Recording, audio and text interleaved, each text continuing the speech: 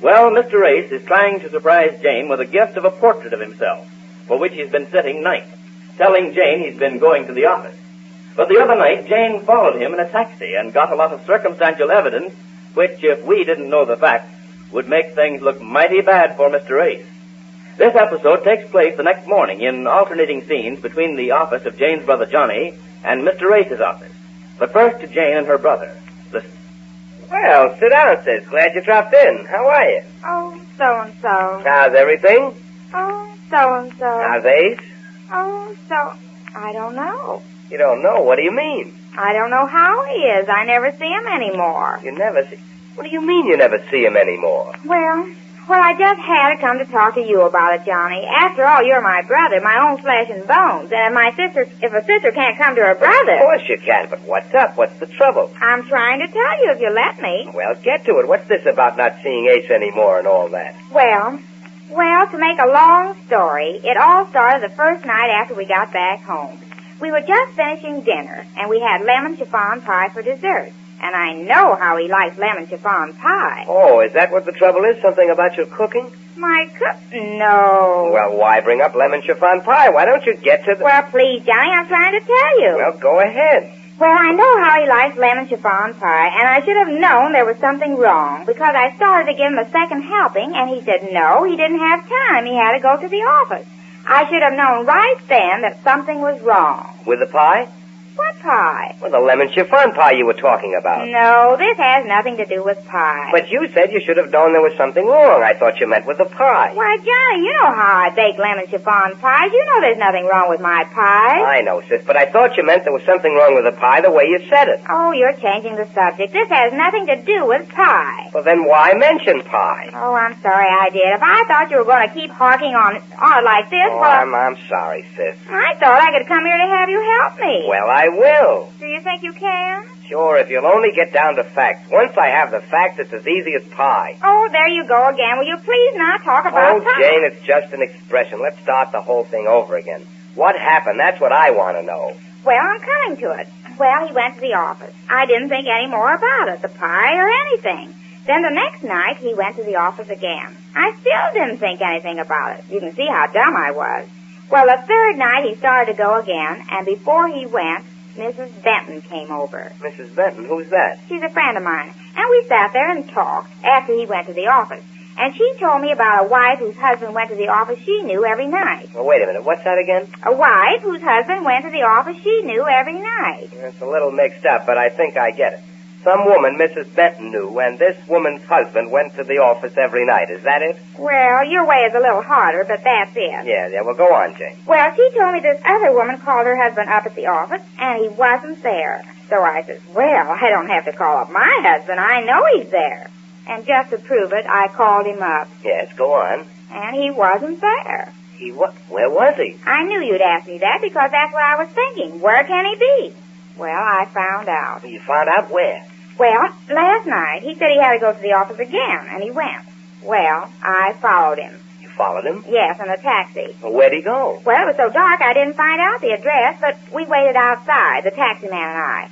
Well, we waited till over 10:30, and then he came out with... Jane, don't tell me with a woman. Yes, how did you know? This is no time for whistling. I'm very unhappy about the whole thing. Well, where'd they go after they left the woman's house? That's just it. That taxi man. I had more trouble with him. He wouldn't follow him unless I paid him the $12. Well, I didn't have $12. And by the time I gave him $4.80 that I had, we couldn't find him, and he took me back home, and I borrowed the rest from Marge and paid him. I sure gave him my piece of mind, too. Imagine... Well, this is serious business, Jane. Well, I was going to pay him if he'd only... No, I mean this business with your husband. How long has this been going on, this going out every night? Just since we got back. Oh, he never went out before? No, it started the same night we got back from the trip. Well, he's a fast worker. That's what I always thought he was. What? You always thought he was a fast worker? Yes, that's why I couldn't understand why he had to go to work nights. He always used to work so fast he didn't have to go out nights. No, Jane, I mean, well, as your brother, I can talk frankly to you. You've got a problem here. You haven't told him that you saw him, have you? Oh, no. Marge said a wife should never let her husband know she's worried about where he was last night. Oh, you've taken Marge into your confidence? Beg pardon? Marge knows all about this. Oh, yeah, she was there when I called him up and he wasn't there. And I said, well, I'm sure going to ask him when he gets home where he was. And she said, never ask your husband where he was last night. Marge is worried about things like that, so I never asked him a thing. Well, Marge, this is a surprise. Come on in. I was on my way to lunch, and I thought I'd spend 10 minutes of my allotted time with you. Well, thanks. I was just going out to lunch myself. Come on, I'll buy. No, thanks. I don't think you should be seen taking me to lunch. Oh, come on. I'll buy... What do you mean by that? Well, to cut a long story very short, things have been happening behind your back. Oh, what has she done now? Oh, it's not Jane this time, it's you. Hey, what have I done? Well, that's for you to answer. I'll be brief. Sit down. Well, what is it? What are you trying to say? Well, for a week now, you've been going out nights. Working here at the office, you said. Well, yes, business has been... Well, it piled up while I was away, and, well, I had to clean up a few things, that's all. Were you too busy to answer the phone here? What phone? 3 or 4 nights ago, Jane called you up here. No answer. She called me up. Yes. Remember the night Mrs. Benton came in just as you were leaving? Yes. Mrs. Benton is a lovely woman who loves to make trouble. She told Jane that when husband said they went to the office nights, they usually didn't. She worked on Jane so long that Jane called up here. You didn't answer. Well, Wait a minute before you make up an answer to that one. Last night she followed you in a cab. Oh, darn. Words to that effect. I don't mind telling you she saw you coming out with a, shall we say, lady? She saw me... That laugh sounds phony to me. No, it isn't phony, Marge. That was Mrs. Napier, the wife of this artist. What artist? The artist that's, oh, it's out now. I shouldn't have told you. No, I don't think this is the sort of thing that's told. Oh, but you don't understand. Now, listen, this is between you and me. And Jane. Oh, no, she's not to know. I sold this Napier man a home. Instead of taking a commission, I'm sitting for a portrait night. And I wanted it to be a surprise for Jane, and I still want it to be a surprise. That's all there is to it. Maybe I better start over. Last night, Jane followed you in a cab and saw you come out. That was Mrs. Napier, the wife of the man who's painting the portrait. Her sister became ill, and I was chauffeuring her over, that's all. Her sister? Yeah. You too busybody. The idea of Jane following me in a cab. You mean she sat out there in a cab all the time I was in there sitting with it? She certainly did, and ran up a $12 cab bill doing it. And the driver refused to follow any further until he was paid, and she lost the trail. $12? What is this? Oh, I loaned her the money to pay it, and believe me, this explanation you just gave is worth it. I don't even want to be reimbursed. Oh, yes, you're going to be paid. How much was it? The only thing I don't want you to do is to spill anything about this portrait. You know how she's been wanting something to go over that desk in the living room. Well, this is it.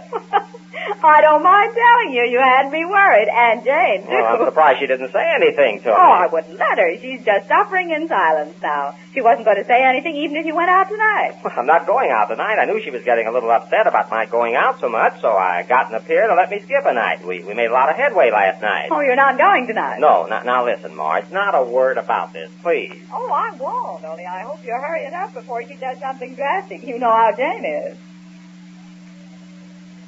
Well, I just don't know what to do now, Johnny. Well, there are 2 ways of fighting this. I don't want to fight. Oh, just an expression. You've got a problem here, you know.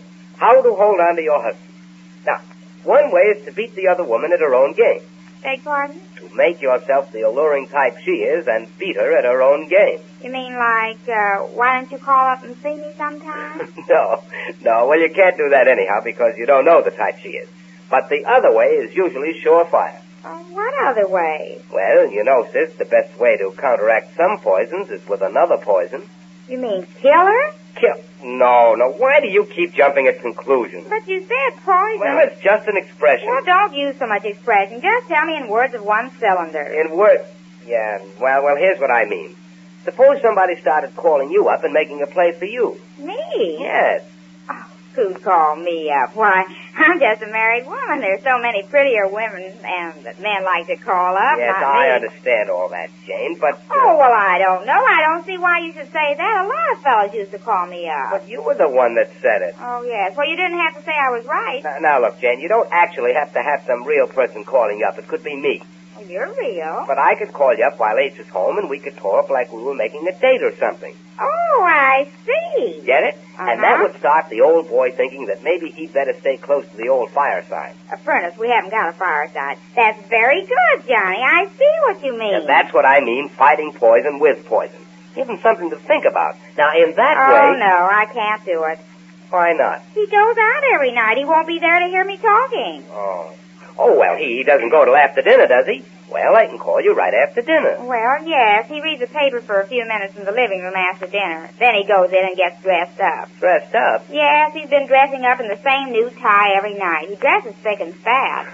Fat, too, huh? Well, we'll give him something to think about. Now, when we're through talking, he's bound to ask you who it was, and you just say it was an out-of-town friend of yours. Out-of-town friend? Oh, yes. I used to know a boy who lived in Baltimore. He knows about him, too. I'll just say it's a Baltimorean friend. Yes, a Baltimorean friend. And so Jane has a little plan to hold on to Mr. Ace. Just how it works out, we learn when next we meet the Easy Aces.